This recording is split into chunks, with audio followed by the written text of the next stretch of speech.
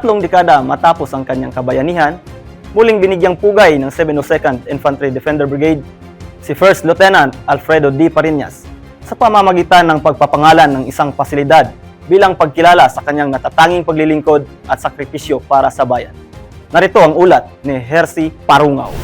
Makalipas ang higit 3 dekada, muling binigyang pugay ng 7th Infantry Defender Brigade ng 7th Infantry Kaugnay Division Philippine Army ang kabayanihan at sakripisyo ni First Lieutenant Alfredo D. Parinas sa isang makabuluhang seremonya sa Camp Abat, Manawag, Pangasinan. Bilang pagkilala sa kanyang natatanging paglilingkod at pag-aalay ng buhay para sa bayan, formal na ipinangalan ng brigada ang isa sa mga pangunahing pasilidad nito bilang First Lieutenant Alfredo D. Parinas Hall. Pinangunahan ni Brigadier General Ronald M. Bautista, Commander ng 702nd Infantry Brigade, ang seremonya na nagsilbing pagpupugay sa isang opisyal na nagpakita ng walang kapantay na katapangan at katapatan sa tungkulin sa gitna ng panganib.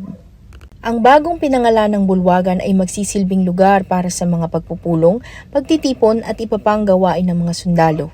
Higit pa rito, magsisilbi itong buhay na paalala ng isang sundalong piniling unahin ang misyon at kapakanan ng kanyang mga kasama higit sa sariling kaligtasan. Si First Lieutenant Parinas, miyembro ng PMA Class 1995 Marilag, ay dating nakatalaga sa 68th Infantry Battalion nang masama sa isang armadong engkwentro laban sa mga armadong kalaban sa Sitio Bato-Baquet, Barangay Bamban, Infanta, Pangasinan noong November 2, 1995. Sa gitna ng matinding labanan, ipinamalas niya ang natatanging katapangan at pamumuno na nagbunga ng kanyang sakripisyo para sa bayan.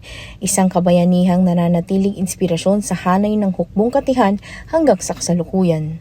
Bahagi rin ng programa ang pagbabasbas sa pasilidad na pinangunahan ni Reverend Father Jeron R. Geronimo, OP Kura Paroko ng Minor Basilica of Our Lady of the Rosary of Manawag. Nag-alay rin ng panalangin ng pari para sa patuloy na paggabay sa mga sundalong magsisilbi sa ilalim ng prinsipyong isinabuhay ng bayaning opisyal.